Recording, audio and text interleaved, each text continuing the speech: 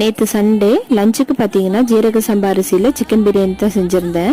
நான் செய்கிற பிரியாணி எங்கள் வீட்டில் எல்லாருக்குமே ரொம்ப பிடிக்கும். பிரியாணிக்கு வெங்காயம் வதக்குறப்ப நல்லா ப்ரௌனிஷ் ஆகிற வரைக்கும் வதக்கணுங்க. அப்போ தான் அதோட டேஸ்ட் நல்லா இருக்கும். எல்லாம் முடிச்சுட்டு எங்கள் ஹஸ்பண்ட் டேஸ்ட் பார்த்துட்டாருங்க. சூப்பர் பர்ஃபெக்ட்னு சொல்லியாச்சு.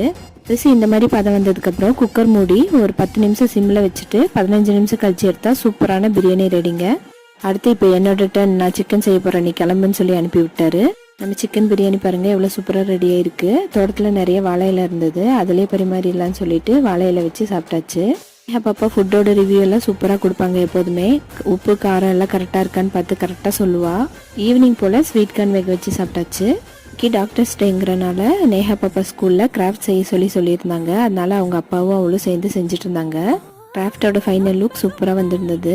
மண்டே இன்னைக்கு நேஹா பாப்பா லஞ்சுக்கு கேப்சிகம் ரைஸ், சேனக்கிழங்கு வறுவல், ஃப்ரூட்ஸ் வச்சுருக்கேன். ஸ்நாக்ஸுக்கு கிரேப்ஸ் வச்சாச்சு.